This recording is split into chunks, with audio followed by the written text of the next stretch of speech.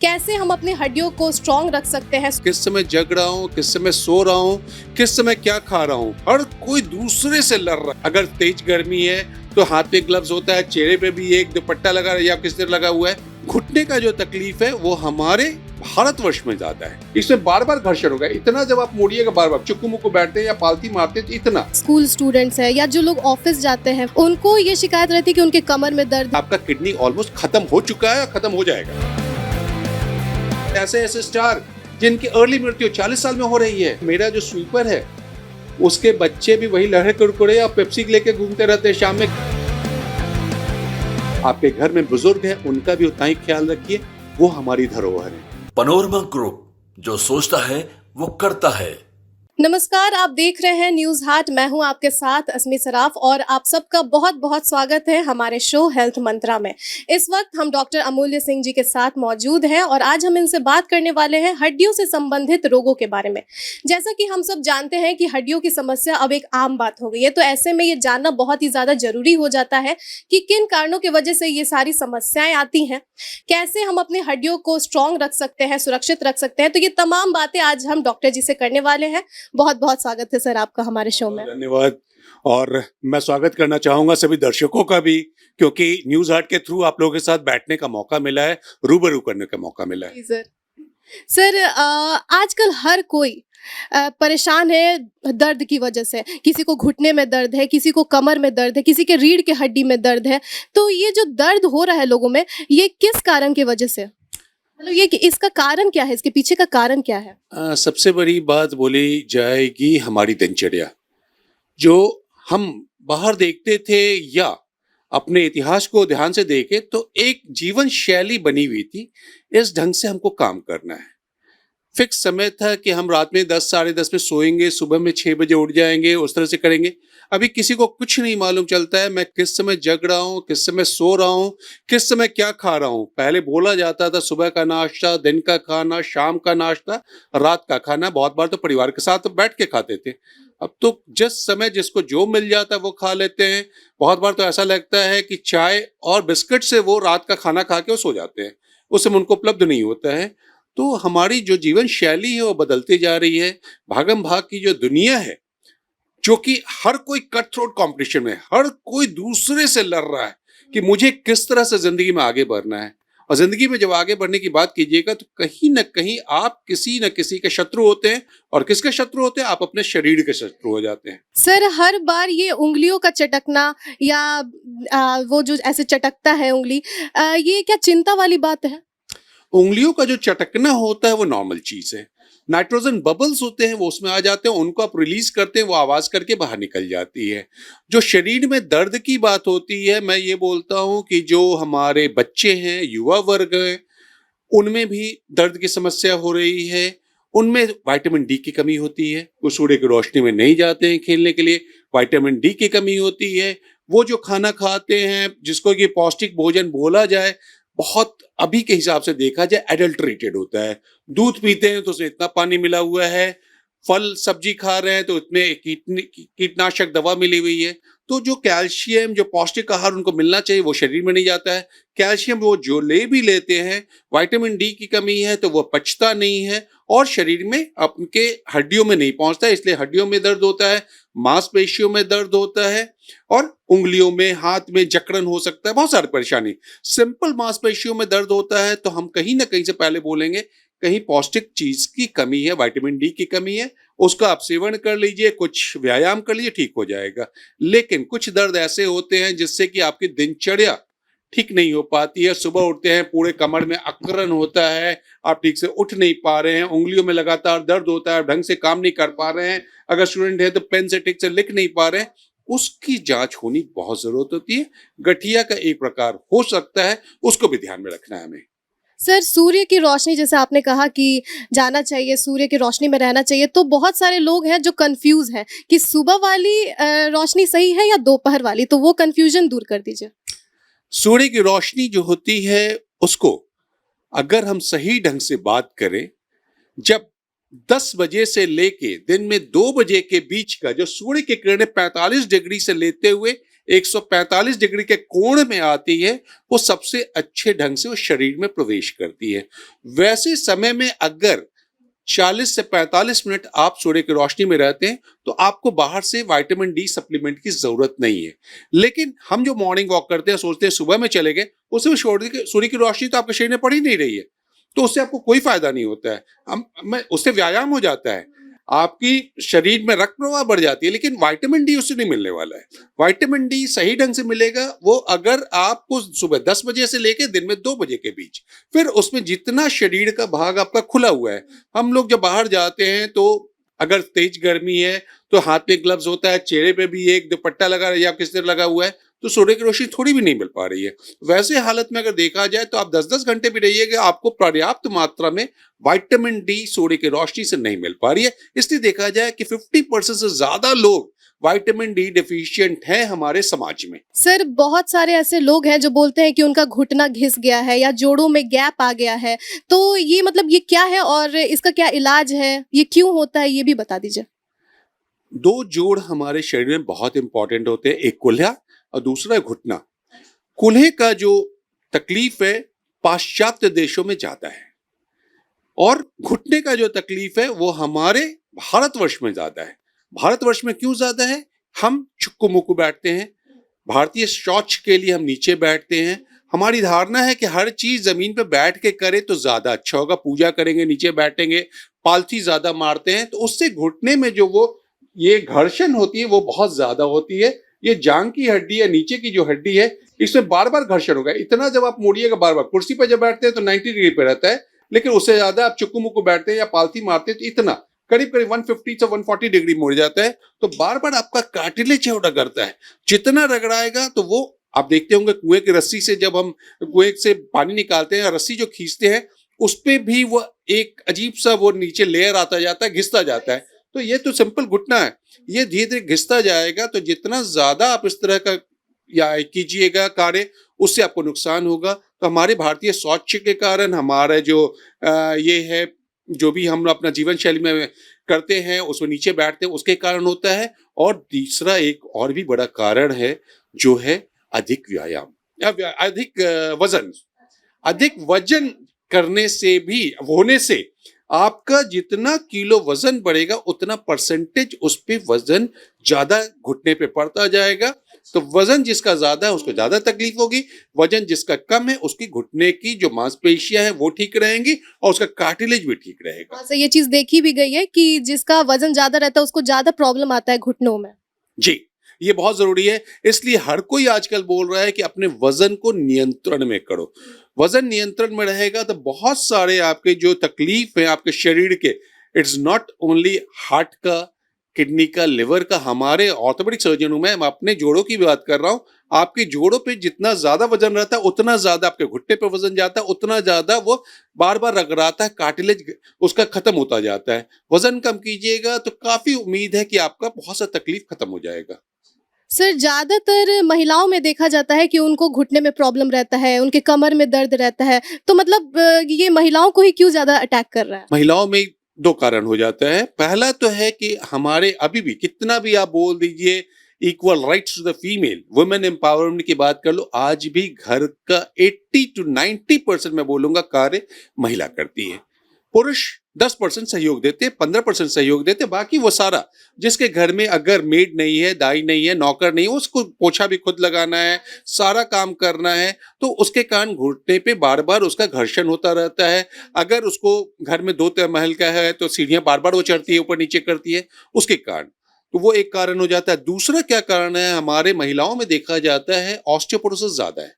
Osteoporosis क्या है कि हमारे शरीर में हड्डियों का जो क्षय है वह 35 वर्ष के बाद सबका होने लगता है। 3 से 5% सबका होगा, पुरुष में भी होगा, महिलाओं में भी।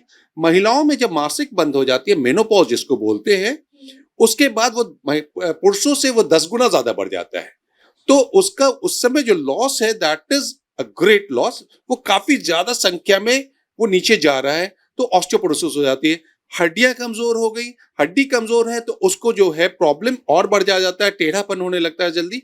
इसलिए महिलाओं में 2 कारण से ज्यादा है घुटने की समस्या, और इसके कारण उनका इलाज ज्यादा होता है। पर कहीं ना कहीं वो दरकिनार करती हैं, तकलीफ में रहती हैं, डॉक्टर के पास कम जाती हैं। सर, बहुत सारे ऐसे लोग हैं जो अपने हड्डियों को मजबूत करने के लिए कैल्शियम की गोली लेते हैं, हर दिन लेते हैं।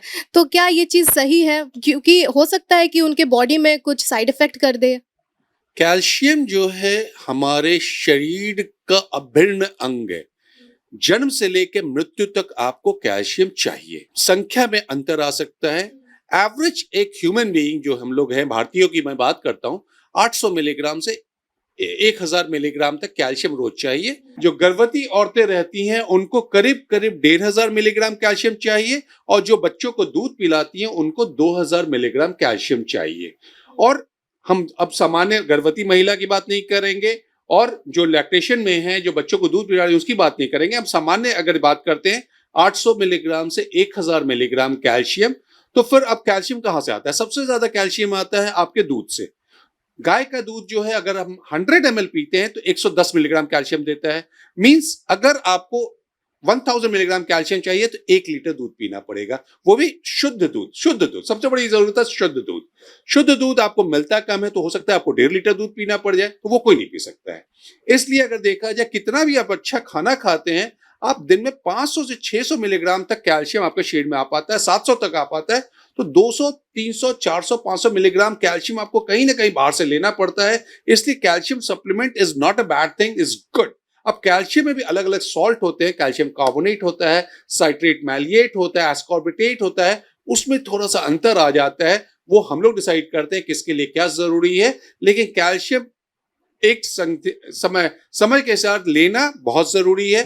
फायदा होता है, स्पेशली ओल्ड एज में ऑस्टियोपोरोसिस की अगर बात करें, उसमें बहुत फायदा होता है।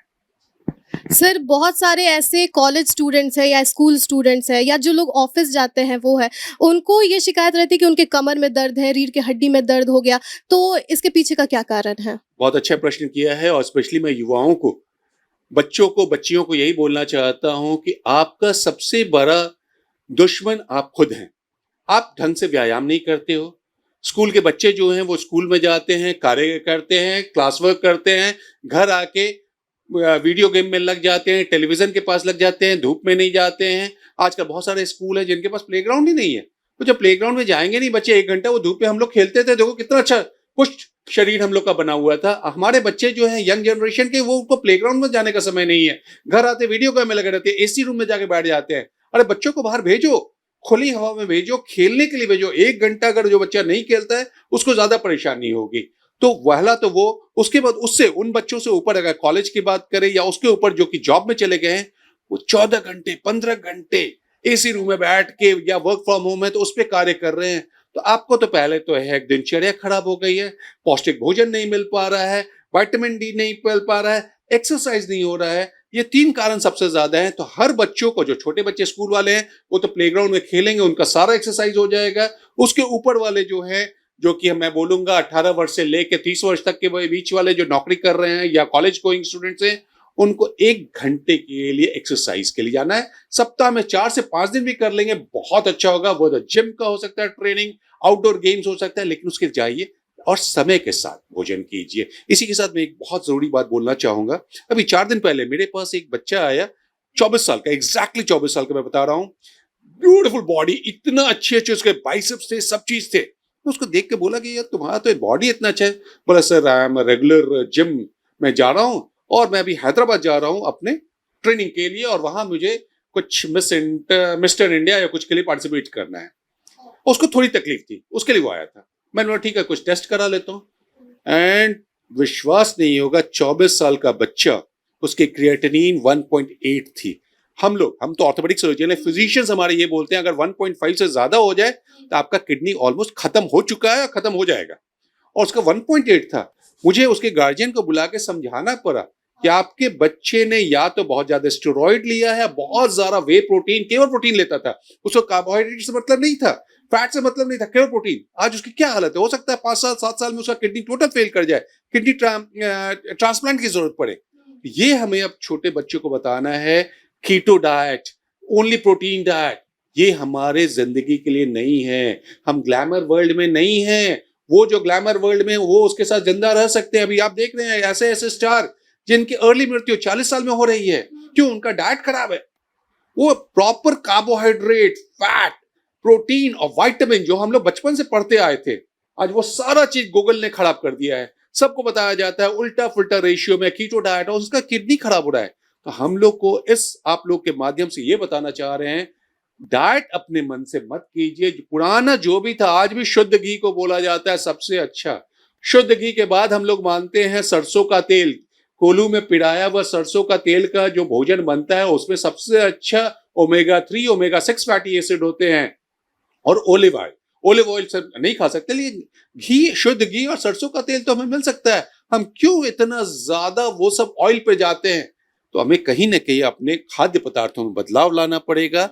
और खान पान में अगर हम बदलाव ले आए तो हम खुद बहुत हेल्दी रहेंगे और मुझ जैसे डॉक्टर की भी जरूरत नहीं पड़ेगी। बहुत सारे समाज में जो लोग हमको देख रहे हैं आज, मेरे जैसे डॉक्टर की शायद आपको जरूरत ना पड़े, अनलेस कि फ्रैक्चर हो जाए।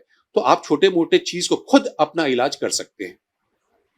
सर बहुत सारे लोगों को सर्वाइकल की इश्यू होती है। मेरी मम्मी है, उसको खुद मतलब दर्द रहता है गले के हड्डियों में। तो सर इसका क्या इलाज है और ये क्यों होता है, ये हमें बता दीजिए। सर्वाइकल जो प्रॉब्लम होता है, ये गर्दन की जो प्रॉब्लम बोलते हैं हम लोग यहाँ पे, तो गर्दन में क्या है, सबके गले में 7 हड्डी होती है, फिक्स है। सर्वाइकल वर्टिब्रा में सबकी 7 है। अब किसी का गर्दन थोड़ा लंबा होता है जिसको सुराहीदार गर्दन बोलते हैं, किसी का छोटा होता है, जिसका छोटा होता है उसका पीछे में हमेशा सूजन होगा, जिसको बफलो हम्प बोलते हैं हम लोग। तो जिसकी छोटी गर्दन हो उसमें भी प्रॉब्लम हो सकती है, जिसकी बड़ी गर्दन है उसमें भी, कि वो 7 हड्डी तो 7 ही है, मांसपेशी आपकी लंबी हो गई है, उसके कारण प्रॉब्लम हो रहा है। तो अगर आपका तकिया ठीक ढंग का नहीं है, उससे आपके गर्दन में तकलीफ हो सकती है। तो तकिया आप सॉफ्ट यूज कीजिए। मैं कभी नहीं बोलता हूं बिना तकिया के सोइए। तकिया आपको सोने के लिए बहुत जरूरी है। तकिया आपको चाहिए। गर्दन का एक्सरसाइज आप जिस जगह पे भी थोड़ा सा गर्दन का एक्सरसाइज कर लीजिए, गर्दन को चारों तरफ घुमा लीजिए। और असिस्टिव एक्सरसाइजेज जिसको बोला जाता है, अगर आगे झुकाना है तो इस तरह से रोक लीजिए, आगे झुकाइए, पीछे ले जाना है तो इस तरह से रोक लीजिए, पीछे ले जाइए, बाएं झुकाना है तो इसको रोकिए, बाएं दबाइए, दाहिने झुकाना है तो इसको रोकिए, दाहिने दबाइए। इसकी आपकी जितनी भी मांसपेशियां उसमें ताकत आ जाती है। और जब ताकत वो रहेगी तो हड्डियों को भी वो अच्छे से खून प्रदान करती है, हड्डियों में दर्द नहीं होगी। तो तकिया का इस्तेमाल प्रॉपर होना चाहिए, व्यायाम होना चाहिए। और हमारे जो युवा वर्ग है उसका जब भी वर्क फ्रॉम होम या जो भी, क्योंकि अगर हम बोला जाए work from is what, working on A laptop या मोबाइल, आप काम करते हैं, आई का जो कॉन्टैक्ट है, आपका गर्दन सीधा होना चाहिए। 90 डिग्री पर जब रहेगा आपको तकलीफ कम होगी। आप ऐसे झुक के काम ज्यादा कीजिएगा उससे तकलीफ होगी, आप ऐसे सो के ज्यादा काम कीजिएगा उससे तकलीफ होगी। इन चीजों को, वर्क स्टेशन प्लेस को हमें बदल देना है। ये कर देंगे तो अराउंड 70 to 80% तकलीफ को हम खुद खत्म कर सकते हैं। सर स्लिप डिस्क के भी बारे में हमें बता दीजिए, क्योंकि बहुत सारे लोग हैं जिन्हें ये भी प्रॉब्लम है। स्लिप डिस्क क्या होता है? जैसे अगर हम देखो ये मेरुदंड की बात करें, वर्टिब्रल कॉलम की बात करें, तो जितनी भी हड्डियां हैं जिसमें 33 वर्टिब्रा हम लोग बोलते हैं कि ऊपर से लेके नीचे तक होती है, हर वर्टिब्रे के बीच में एक गद्दा होता है जिसको कि डिस्क बोलते हैं। वो एक तरह से स्पॉन्ज है जिसको कि 2 हड्डियां उस पर रेस्ट करती हैं, और जब ये मुड़ती है तो वो स्पॉन्ज बीच में रहता है। जैसे घुटने में कार्टिलेज होता है उसी तरह ये डिस्क है। That is also like a cartilage material. और ये जब किसी तरह से नॉर्मल जो भी देखा जाता है, पेट के ऊपर जब तक ये छाती है आपके पास, तो आगे में इसको बोन मिला हुआ है, तो ये एक सहायता देता है। नीचे जब पेट पे आते हैं तो आगे इसको कोई फ्रंट सपोर्ट नहीं है, तो उसके क्या होता है, जिसका भी पेट निकलेगा थोड़ा भी, तो ये टेढ़ापन बढ़ता जाएगा। और जब बढ़ेगा क्या होगा, 2 हड्डी इस तरह से दोनों आगे खिंचा रही है, धीरे धीरे ऐसे मुंह खुलने लगता है और डिस्क पीछे की तरफ चला जाता है। डिस्क पीछे जाता है, उसी को स्लिप डिस्क बोला जाता है। स्लिप कर गया, बहुत अच्छा कॉमन लैंग्वेज में ये बोला जाता है कि वो स्लिप कर गया इसलिए स्लिप डिस्क है। वो जब पीछे जाएगा तो उसकी पीछे के पास से वो स्पाइनल नर्व रूट्स जा रहे हैं, जो ब्रेन से नीचे जा रहे हैं, स्पाइनल कॉर्ड से वो रूट्स निकल रहे हैं। उसको जैसे ही इरिटेट करता है, जैसे कैसे बिजली के तार को आप छू दीजिए करंट लगता है, उसी तरह उसको करंट लगता है। तो करंट लगेगा तो जिस रास्ते में उसका स्पाइनल रूट का प्रवाह है वहां पे दर्द होगा, वहां पे ऐंठन हो सकती है, वहां जलन हो सकती है।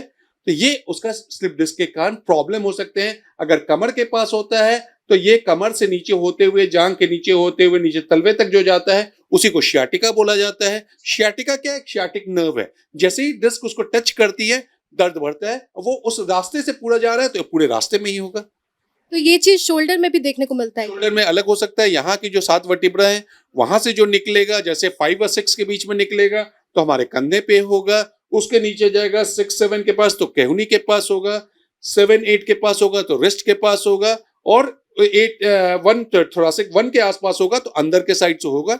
इस तरह से हम लोग को बटा रहता है। बहुत बार जैसे ही मरीज बोलता है कि हमारा यहाँ दर्द है, एक्सरे में हड्डी में नहीं आ रहा है, हमारा ध्यान चला जाता है 5-6 के बीच का प्रॉब्लम है, तो इस तरह से हम लोग डायग्नोज कर लेते हैं। सर बहुत सारे ऐसे लोग हैं जिन्हें टिंगलिंग की प्रॉब्लम है, उनके हाथ पैर झनझनाने लगते हैं अचानक से, तो ये क्यों होता है? मतलब कोई नस की वजह से होता है या बता दीजिए हमें।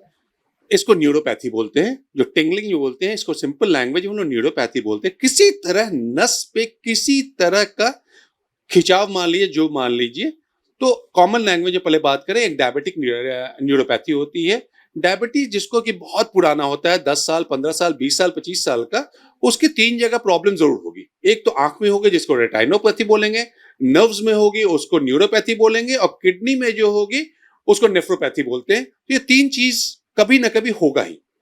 तो न्यूरोपैथी क्या है? वो विटामिन B12 के डेफिशिएंसी में भी हो सकता है, डायबिटीज में भी हो सकता है, उसके बाद किसी तरह का डिस्क प्रोलैप्स होगा, उसमें जैसे नस खिंचाएगा उसमें हो सकता है। तो कारण बहुत से हो सकते हैं, बहुत सारे कारण। चोट लगेगा उसके बाद भी हो सकता है। तो नस का जो खिंचाव है, सबसे पहले हमें क्या करना है, उस जगह को खोजना है और उसको आराम देना है। जैसे आप, वो सर्वाइकल कॉलर हो सकता है, एलिस बेल्ट हो सकता है, लंबोसेक्टल बेल्ट हो सकता है, या सिंपल रेस्ट देके भी हम कर सकते हैं। दवाओं का उपयोग हो सकता है। लेकिन कहां से क्या खिंचा रहा है, एक्सरे में तो आपको नस नहीं दिखेगा, हमेशा उसके लिए MRI की जरूरत पड़ती है। MRI आप करा लीजिएगा, एग्जैक्ट शायद पता चल जाएगा।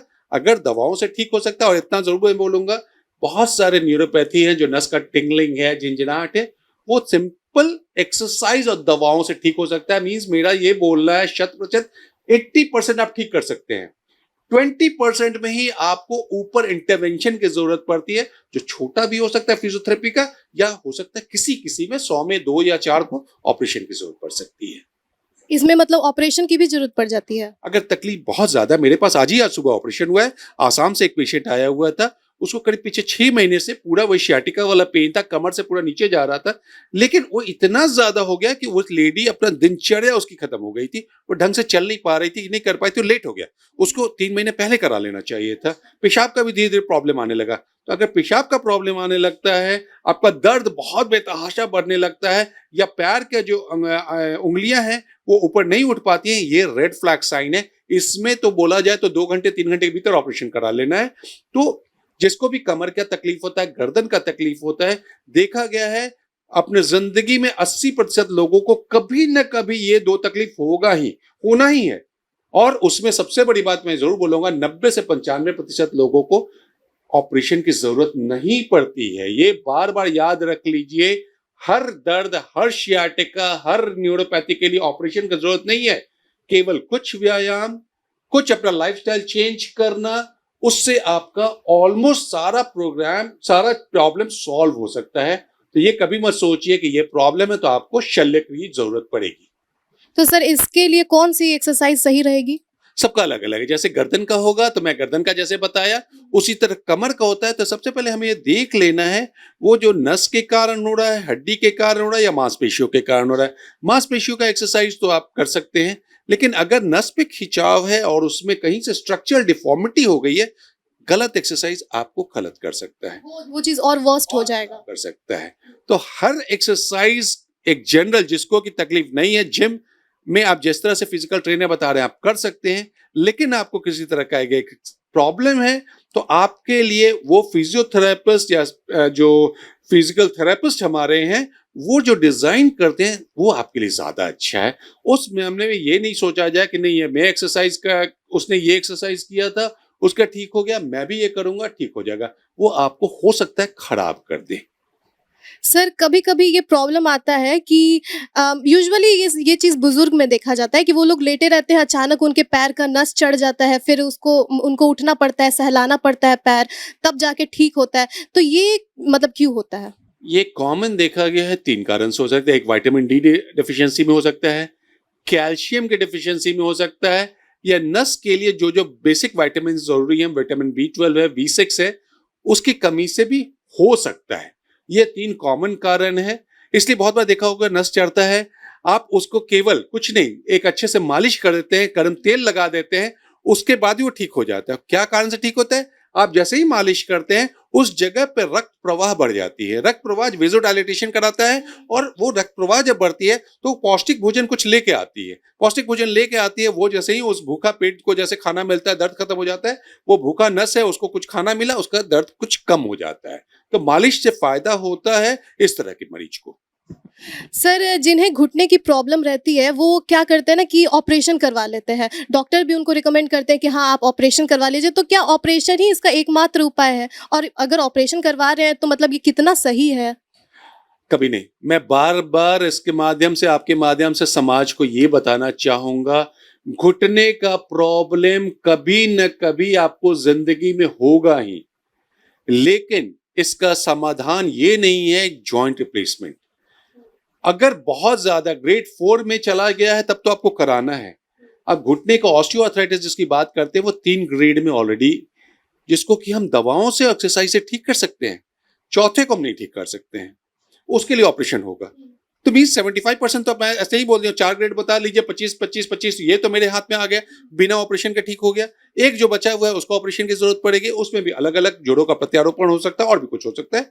लेकिन ये 3 जो बच गए हैं जिसको कि आप व्यायाम से ठीक कर सकते हैं, वजन कम करके ठीक कर सकते हैं, खान-पान में आपको ये कर सकते हैं, और कुछ-कुछ दवाएं अच्छी आई हुई हैं, उसके इलाज से अगर आप उसका नियमित रूप से सेवन करते हैं उससे फायदा होगा। लेकिन एक दूसरा जो होता है गठिया, जिसको कि हम रूमेटॉइड आर्थराइटिस बोलते हैं, उसके लिए एक मिथ्या है समाज में। मैं गठिया का दवा खाऊंगा मैं किडनी खराब हो जाएगा, लिवर खराब हो जाएगा, ये प्रॉब्लम होगा, फलना दिक्कत होगा। कोई दिक्कत नहीं होगा, वो हम पे छोड़ दिए, डॉक्टर मूल्य पे छोड़ दिए। मैं जानता हूं अपने विज्ञान को, विज्ञान ने मुझे बता दिया है कि इस दवा का उपयोग किस समय करना है, कब तक करना है, किसके लिए करना है। मैंने उसकी पढ़ाई की। अगर आप बोल दीजिएगा इधर उधर की बातें तो बेकार है। आप समाज को कभी भी भ्रमित मत कीजिए। जो दवाएं हम देंगे हो सकता है उससे जिंदगी आपकी 70 साल 75 साल तक चल जाए। आप अगर उसको नहीं करते, वही गठिया रोग ये नहीं है केवल जोड़ों में होगा, वो आपके शरीर के दूसरे अंग में भी हो सकता है। उससे आपकी आयु जो है 50 वर्ष में ही खत्म हो जाए। इसलिए हमेशा हम लोग बोलते हैं कि जो दवाओं का उपयोग है वो ज्यादा अच्छा है। दूसरा एक और है, मैं ये हमेशा स्पेशली जो महिलाएं आती हैं उनको मैं जो बताता हूं कि आप दवा का उपयोग करके घर में अपने अपने लिए, अपने बच्चों के लिए, अपने पति के लिए अगर आप खाना बना लेती हैं तो आप खुश रहिए। ये नहीं कि हाँ टेढ़ा होता जा रहा है, नहीं नहीं हम दवा नहीं लेंगे, तो फिर तो आप कुछ कर ही नहीं पाइएगा। और फाइनली आज के समाज में जो एकल परिवार की बात हो गई, संयुक्त परिवार खत्म हो गया है, घर में देखने वाले लोग भी नहीं है, तो आपकी सेवा कौन करेगा? इसलिए दवाओं का उपयोग जहां पे चिकित्सक बोल रहे हैं उसको जरूर कीजिए। सर, इसलिए लोग नहीं खा पाते हैं दवा की, उनको लगता है कि किडनी पे असर पड़ेगा, क्योंकि सबसे पहले जाता है ध्यान किडनी पे कि किडनी मेरा खराब ना हो जाए। तो मतलब ये दवा खाए, मतलब हम लोग खा सकते हैं और एकदम सही है, कोई दिक्कत नहीं है। चिकित्सक की देख रेख में, निगरानी में एकदम खा सकते हैं। You are, I will never say 100% safe. 100% safe तो मेरा खाना भी नहीं है। मैं रोटी खाता हूँ उसके बाद ही मेरे कभी पेट खराब हो जाती है। 100% सेफ कुछ नहीं होता है। हाँ, वो हमेशा देखते हैं इसका बेनिफिट क्या है और इससे खराबी क्या है। बेनिफिट जब तक ऊपर है मैं दवाओं का उपयोग करूंगा, लगेगा खराबी ज्यादा हो रही है मैं दवाओं का उपयोग नहीं करूंगा। इस चीज को हमें देखते रहना है कि आपका बेनिफिट रेशियो, अगर वो व्यक्ति अगर दवा खा के अपना सारा कार्य कर पाता है, अपने परिवार के लिए आर्थिक रूप से वो अपना पैसा अर्जन करके घर में ला सकता है, वो ज्यादा अच्छा है, न कि दवा नहीं खाए कि मैं किडनी नहीं खराब होगा। एक कोई भी एक पुरुष हो या औरत हो, अगर दवा नहीं खाए या बिस्तर पे पड़ी हुई है कि मैं दवा नहीं खाऊं मैं किडनी खराब हो जाए, तो वो जिंदगी बेकार है। वैसा जिंदगी 100 साल जिंदा रह के क्या कीजिएगा? Your quality of life is important. मैं हमेशा बोलता हूँ quality of life is not the quantity of life. 100 साल हम जिंदा रहेंगे, आप 70 साल जिंदा रहिए, कि क्वालिटी अच्छी होनी चाहिए। आप समाज में रहिए, समाज के साथ, जब तक मनुष्य एक सामाजिक प्राणी है। मैं हमेशा उसको भी बताना चाहूंगा, पहला होता है आपका अपना शरीर, दूसरा होता है आपका परिवार, तीसरा होता है आपका समाज। ये तीनों को बराबर मिला के अगर आप नहीं चलिएगा आप नहीं चल पाइएगा। घर में अगर पड़े हुए तो आप पर्सनल पे रह गए, आप परिवार को भी नहीं देख पा रहे हैं, परिवार के लिए आर्थिक कोई भी आय भी नहीं कर पा रहे हैं। और ठीक रहिएगा तो समाज में शादी ब्याह हो रही है, कोई भी सुख दुख है, आप सबके घर जाइएगा, चल के जाइएगा, उसके सुख दुख में पार्टिसिपेट कीजिएगा, तो ये बहुत जरूरी है। इसलिए दवाओं का उपयोग जहां पे चिकित्सक बोल रहे हैं तो जरूर करना चाहिए।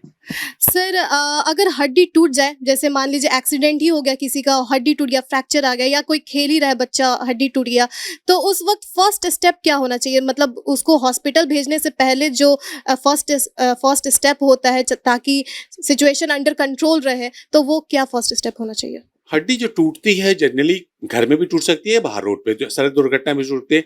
घर में जनरली जो गिरता है उसको सिंपल फ्रैक्चर होता है। तो उस समय क्या करना चाहिए? उसको पहला तो जिस जगह भी उसको चुपचाप वहां लेटा दीजिए। रेस्ट सबसे जरूरी है। राइस थेरेपी बोलते हैं, चावल जिसका अंग्रेजी में नाम है RICE। R means rest, I means ice, means ठंडा, चीज ठंडा। बार बार फिर मैं बोलूंगा, गर्म कभी नहीं, आइस, ठंडा। उसको जैसे भी उसको या तो डायरेक्ट बर्फ में मैं नहीं बोलता हूं, रख दीजिए आप, ठंडा पानी से उसको सहलाइए। जैसे भी ये कपड़ा डंडा में भिंगा के उसको लपेट दीजिए। तो आर रेस्ट हो गया, आइस हो गया। सी से कंप्रेशन, हल्का सा उसको दबाव जो भी है कि सूजन नहीं बढ़ जाए, पतला कपड़ा कोई भी लपेट दीजिए कि सूजन नहीं बढ़ता चला जाए। और ई इज एलिवेशन, उसको थोड़ा उठा दीजिए। ये हमारा हार्ट है। मान लीजिए मेरे हाथ में चोट लगी है, हम हाथ को ऐसा कर देंगे तो ये जो रक्त प्रवाह यहां जा रही है सूजन नहीं होने देगा। तो RICE rest, ice, compression, elevation, ये सबसे जरूरी है सिंपल चोट के लिए। ये हड्डी टूटे न टूटे सब में यही है। लेकिन अगर वैसा चोट जिसमें कि अगर हड्डी टूट के बाहर आ गई है, उसको भी साफ कपड़े से आप केवल लपेट दीजिए। खून अगर तेज बह रहा है, फिर उसको कस के बांध दीजिए। आधे घंटे से 1 घंटे भी अगर कस के बांधिएगा, उससे गैंग्रीन नहीं होगा। लेकिन आप रक्त प्रवाह को रोक दीजिएगा, मरीज की जान बच सकती है। तो रोड पे भी जरूरी है। अगर दुर्घटना आप देख रहे हैं रोड पे और इस तरह से रक्त प्रवाह ज्यादा हो रहा है, किसी तरह का दुपट्टा हो, जो भी कपड़ा हो, कोई उसमें बहुत नहीं ध्यान देना है कि वह कहाँ का था, लेकिन साफ होना चाहिए, उसको बांध दीजिए। वो जान बच जाएगी। उसका इन्फेक्शन भी अगर आपके कपड़े से जा रहा है, उसको हम लोग ठीक कर सकते हैं। ये बहुत जरूरी है कि आप उसको तुरंत खून बहना रोक दीजिए। और उसके बाद जैसे भी हो प्राथमिक उपचार, जिसको हम लोग प्राइमरी ट्रीटमेंट बोलते हैं, बेसिक रिससिटेशन बोलते हैं, सड़क पे या कहीं भी, उसके बाद जितना जल्दी हो उसको किसी भी नियर बाई अस्पताल में पहुंच जाइए। और जो भी वहां चिकित्सक होंगे, जो भी प्राथमिक उपचारक होंगे, वो उसका आगे का देखभाल करेंगे। सर हड्डियों के विकास के लिए माता पिता कौन सी गलतियां अक्सर करते हैं अपने बच्चों के हड्डियों के विकास के लिए? इसमें 2 बातें मैं बोलना चाहूंगा। आज का ज़माना हमारा सोशल मीडिया का हो गया, टेलीविज़न का हो गया। टेलीविज़न में जिस तरह का तेल को दिखाया जाता है, तो उनको लगता है ये तेल लगाया इसलिए दीपिका पादुकोणे हो गई, ये तेल लगाया इसलिए विराट कोहली हो गया। ऐसा नहीं है। सरसों का तेल उससे अच्छा कोई भी तेल नहीं है। कोल्हू का अगर तेल पिराया हुआ आपको मिल जाता है, उससे अच्छा तेल कोई नहीं है। आप अपने बच्चों को अगर अच्छे ढंग से उससे मालिश करते हैं, वो उसके शरीर में जितनी ऊर्जा वो तेल देगा, वो दूसरा कोई भी ये नहीं देगा। और जिसका दाम हो सकता है 10 गुना 20 गुना ज्यादा है। तो आपको पहले तो सरसों तेल पर विश्वास रखिए। घर का बना हुआ पौष्टिक भोजन, फ्रेश भोजन, मैं ये नहीं बोल रहा हूँ फ्रिज में रखा हुआ है, मैं नौकरी कर रहा हूँ, मेरी वाइफ नौकरी कर रही है, संडे को खाना बन गया, पूरे सप्ताह वही खाना चला जा रहा है, वो नहीं। फ्रेश भोजन आप जो खिला सकते हैं उससे फायदा है। बच्चों को प्रोत्साहित कीजिए दूध पीने के लिए, हरे साग सब्जी, ये बहुत बहुत जरूरी है। हमारे जो युवा वर्ग है, बच्चे हैं, वो हरा साग सब्जी नहीं खाना चाहता है, उनको प्रेरित करना होगा। हरे साग सब्जी, चिकन, फिश, मटन, वो डिपेंड करता है आप कैसे खिलाते हैं। और व्यायाम, इन चीजों को अगर हमारे माता पिता या जो भी हमारे अभिभावक घर में हैं, अपने बच्चों को, जो कि 2 साल 3 साल के बाद जो बच्चे बड़े हो रहे हैं, टिल मुझे लगता है 15 साल तक उनके गार्जियनशिप में वो बच्चे रहते हैं, उनको अगर प्रेरित करें कि इस तरह से खाने से ये फायदा होगा, और जो लोग नहीं खाए उनको क्या दिक्कत है उसका उदाहरण पेश किया करें, उससे बहुत फायदा होगा। हमेशा हमें दूसरे को उदाहरण पेश करना पड़ता है, इसने ये गलती की इसलिए देखो इसका ऐसे फ्रैक्चर हो गया, ये बिस्तर पर पड़ा हुआ है, पढ़ाई नहीं कर पाता है, महीने में 10 दिन स्कूल नहीं जा पाते हैं, इस तरह का उदाहरण देना पड़ेगा। यहाँ के अभिभावक का जब ये ड्यूटी होता है घर में, और उसी तरह शिक्षक का होता है क्लासरूम में, रोज कुछ ना कुछ बच्चों को प्रेरित करें कि किस तरह से आपका जीवन शैली होना चाहिए, भोजन होना चाहिए, व्यायाम होना चाहिए। सर एक आखिरी सवाल, हमारे गुड हेल्थ, हमारे गुड बोन के लिए हेल्दी डाइट प्लान क्या होगा, और कुछ एक्सरसाइजेस भी बता दीजिए हमारे दर्शकों को। हेल्दी डाइट प्लान, एक्सरसाइज कि उसके ऊपर मैं रहना चाहता हूं, हमेशा चिकित्सक के रूप में रखना चाहता हूं। पहले पॉजिटिविटी, सकारात्मक विचार, खुशी। जब तक आप खुश नहीं रहिएगा, आप कभी भी अच्छा तरह से अपने आप को जिंदगी को व्यतीत नहीं कर पाते। एक बोला जाता है इंग्लिश में, excellence is achieved by only those people who dare to believe that something inside them is superior to circumstances। उनको आत्मविश्वास हो, वही आदमी एक्सेल करता है। तो पहला ये चीज जब सोच लीजिएगा, फिर आपका जिंदगी के भाग जो 24 घंटे आपके पास है, सबके जिंदगी में, आपके पास भी, मेरे पास भी 24 घंटे हैं। मैं 60 वर्ष का हूं, लेकिन उसके बाद ही मैं रोज 45 मिनट समय निकालता हूं व्यायाम करने के लिए। समय पे भोजन, आप जो कीटो डाइट की बात होती है, लॉन्ग फास्टिंग या इंटरमिटेंट फास्टिंग की बात होती है, ये आज का है। ये इधर 5 साल 7 साल से ये चर्चा हो रही है, पहले नहीं था, हम लोगों ने पढ़ाई नहीं की थी। और ये आ जाता है कि उसने ऐसा किया, वो जो फलाना हीरोइन थी या हीरो था या क्रिकेटर था। मैं भारतवर्ष में हमेशा क्रिकेटर का ही उदाहरण देता हूँ कि तीन ही को लोग फॉलो करते हैं, ग्लैमर वर्ल्ड और क्रिकेटर्स को, बाकी को लोग फॉलो नहीं करते हैं। आपको लगता है वो अपने जिंदगी के 24 घंटे में आपने उसका हो सकता है 20 सेकंड देखा, बाकी वो कैसे व्यतीत कर रहा है आपने नहीं देखा। आप उससे इंप्रेस्ड हो जाते हैं कि ये तो ऐसे कर रहा था, इसने ऐसा पेप्सी पी लिया, कोका कोला पी लिया, इसने फलना जाके उसने पिज्जा खा लिया, इसे नहीं, वो बात नहीं है। वो लोग हमसे ज्यादा हेल्थ कॉन्शियस हैं, लेकिन मार्केटिंग के लिए, पैसे के लिए वो प्रचार करते हैं। एक्चुअल ये बात नहीं है। आप हमेशा याद रखिएगा, वो गलती वो नहीं करते, क्योंकि उनका शरीर अगर ठीक नहीं रहेगा तो वो आगे बहुत चीज कमाई नहीं होगी। हम लोग को ये बात ध्यान रखना है, शरीर स्वस्थ रहेगा तभी हम किसी को काम कर पाएंगे, परिवार में खुश रह पाएंगे। तो उसके लिए व्यायाम जरूर कीजिए। महीने में तो नहीं, मैं सप्ताह की अभी बात कर रहा हूँ, 4 से 5 दिन 45 मिनट आउटडोर एक्टिविटी, जिसमें कि ब्रिस्क वॉकिंग में तेज चलने की बात कर रहा हूँ। वो तेज चलना जिसमें आपको लगता है कि थोड़ा पसीना निकलेगा। अब दोस्त के साथ बात करते हुए चले जा रहे हैं धीरे धीरे, और मालूम हुआ 45 मिनट में आप आधा किलोमीटर भी नहीं चलो, बेकार है। उससे हो सकता है कुछ रोशनी मिल जाएगी। धूप में जरूर जाइए कुछ देर के लिए, खराब लगता है, लेकिन उससे आपको विटामिन डी मिलेगी। वो आपको नेचुरल विटामिन डी होगी, जो शरीर के हर अंग में जाके आपको फायदा देगा। इस चीज पर ध्यान दीजिए। और घर के सात्विक भोजन को पहले विश्वास कीजिए।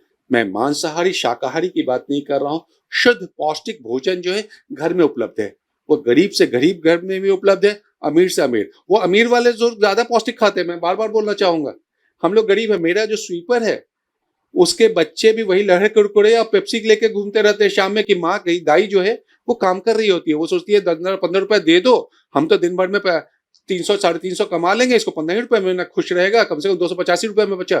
तो वो हमारे गरीब घर में आजकल खाना पीना ज्यादा खराब हो रहा है। मैं बार बार बोलना चाह रहा हूँ, एवरेज मिडिल क्लास फैमिली है, उसका खाना ज्यादा अच्छा है। हाँ, जिसका एकल परिवार है, जहाँ पे हस्बैंड वाइफ दोनों काम कर रहे हैं, कोई नहीं है, उसकी मजबूरी हो जाती है, वो बाहर से ऑनलाइन जोमेटो से, स्विगी से खाना मंगाते हैं, खाते हैं, उनकी मजबूरी है। अच्छा तो लगता है खाने में, लेकिन उससे क्या हार्म शरीर को पहुंच रहा है। सप्ताह में आप एक दिन खाइए, मैं मना नहीं कर रहा हूँ, मैं कभी नहीं बोल रहा हूँ कि आप अपने जीभ के स्वाद को मार दीजिए, वो भी जिंदा रहने के लिए जरूरी है। लेकिन घर का बना हुआ ताजा खाना वो जरूर खाइए, व्यायाम जरूर खाइए, इसी पर सारा चीज है। Thank you so much sir, सब चीज़ें आपने बहुत अच्छे तरीके से हमें एक्सप्लेन किया। मैं उम्मीद यही करता हूं कि जो समाज, जो जनता हमें देख रही है, थोड़ा भी जिंदगी में अमल करो, चिकित्सक से दूर रहो। मैं खुद बोलता हूं मैं चिकित्सक हूं, लेकिन आप दूर रहने की कोशिश कीजिए। जरूरत न पड़े कि आपको मेरे पास आना पड़े। आप स्वस्थ रहिए, खुश रहिए, परिवार के साथ स्वस्थ रहिए। और मैं हमेशा ये बोलूंगा, मैं एकल परिवार पर नहीं विश्वास करता हूं, मैं संयुक्त परिवार पर विश्वास करता हूं। आपके घर में बुजुर्ग हैं, उनका भी उतना ही ख्याल रखिए, वो हमारी धरोहर है, उनको नहीं भूलिए। आप उनका इज्जत करेंगे, आपके बच्चे आपका इज्जत ज्यादा करेंगे। Thank you so much once again. फिलहाल के लिए बस इतना ही। आप देखते रहिए न्यूज़ हाट। धन्यवाद।